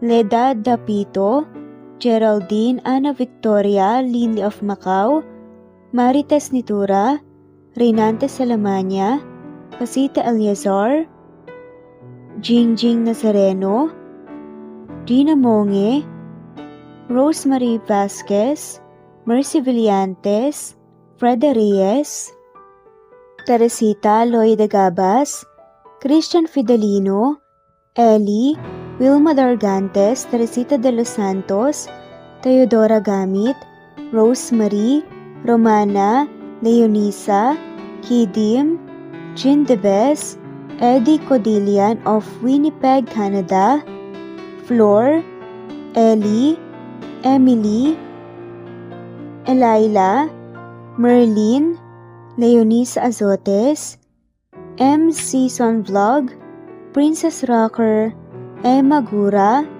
Flora Pasita Eliazar of Ontario, Canada, Eli Bitasol of Milan, Italy, Carmencita Falcon, Raylan Pudadera, Marilu Gulmatico, Imelda, Liliano, Senen, Fatma Mansul, Teodora Gamit, Mercy, Evangeline Zamora, Chabidal, Kinciano Obas, Charlene Cartilla, Sofia Moore, Dumlao of Santiago City, Andrea Taga, Teodoro Rolyuki,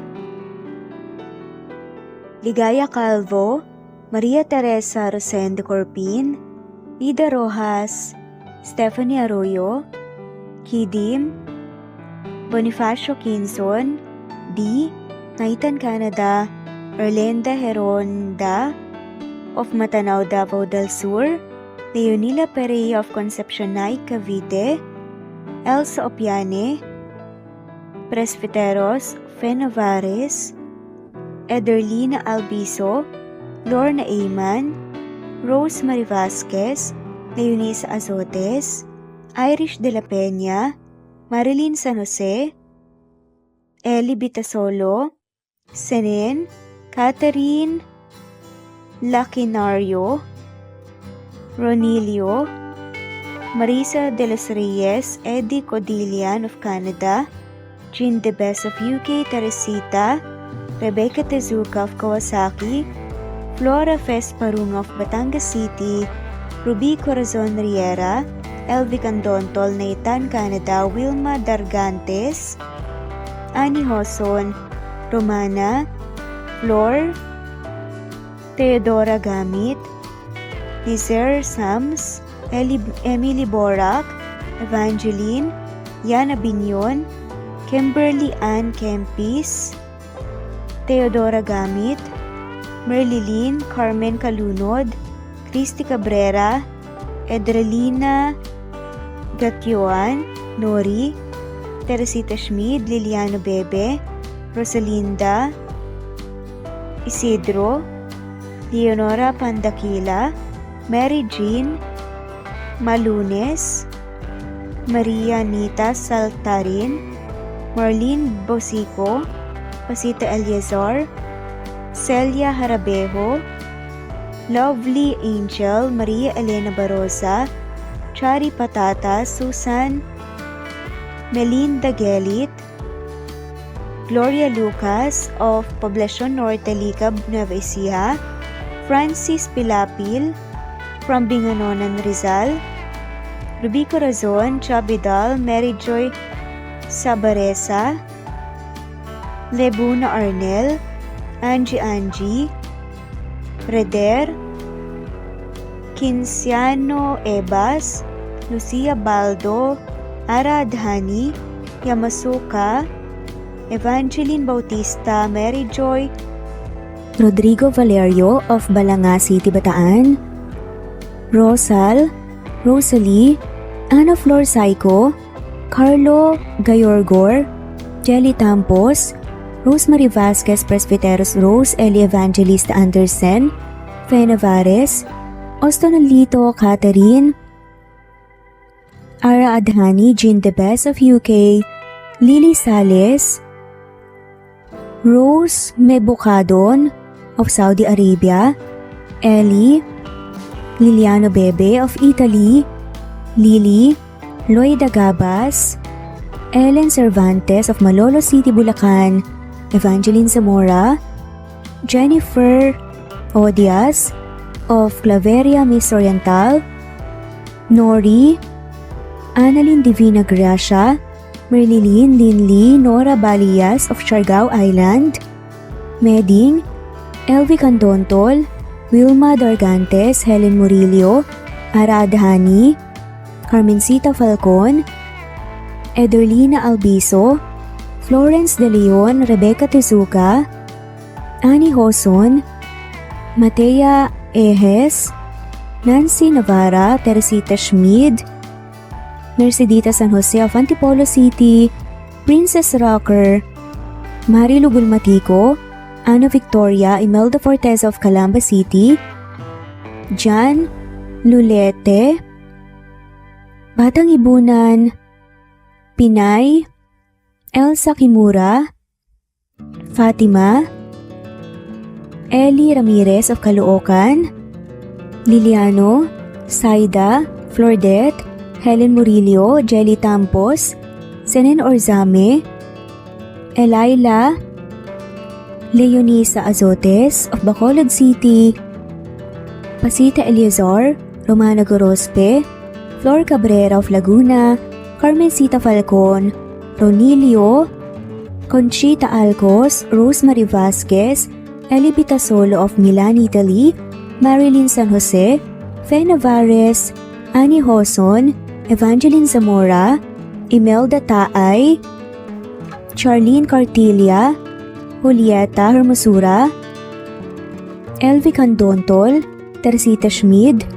Marilyn Sasaki, Cristina, Jessica Vargas, Christian Fidelino, Marie Cristal Hilario, Elsa Opiane, Princess Rocker of Riyadh, KSA, Marisa de los Reyes, Merlilyn, Juliet Panlilio, Daisy Blaza, Susan of France, Mercy Villantes, Renalyn Obenza, Wilma Dargantes, Not Green Fox, Carmelita Mendoza, Marilyn Babula, Berry, Liliano Bebe, Presbyteros Rose, Medal Talon, Jane, Lani Pardillo, Marlene Kayanan, Leonisa Azotes, D. Marie Ramos, Araceli Lilio Saria, Miras Channel, Raquel Epe, Gina Tutor, Jane Hartley, Sunshine Sotalbo, Maricel Cabigon, Merlin Baroza, Gina Marayo, Merlin Rodel Obejero, Hans, Cecilia Comoda, Tahani Vlog, Merlin, Kuya Atok, Maria Merly Brogada, Marilu Cabantac, Filipina, Eileen, Mercedita San Jose, Lovina Galang, Lilian, Teresita de Jesus, Monina Aviles, Yula Pedrona, Romana Gorospe, Rosemary Vasquez, Marley Lazaraga, Leonisa Azotes, Jocelyn Tancinco, Estelita Mahia, Dean Lege, Marisa de los Reyes Arroyo, Leia Paul Vinar, Steve the Music, Rain, Presbyteros Rose, Pastonalito, Alexa Ani, Matea Estrera, Agustina, Onaba Cogin, Jessica Vargas, Celine, Merlilyn Baroza, Annie Hoson, Elimana Lili, Mercy Villantes, Eli Evangelista Anderson, Eli Bitasolo of Italy, Ann Mariano, Fredelisa de Guzman, Carmencita Falcon, Merlin Bravo, Cecilia Ramos, Evangeline Zamora, Edralina Gatchoan, Marites Nitura, Agustina Niceto, Marian, Ann Flor, Lily Roda Barcial, Alma Ebdao, Minda Tandok, Flores, Melinda Sano, Thelma Mora, Juliet Panlilio, Edna, LV,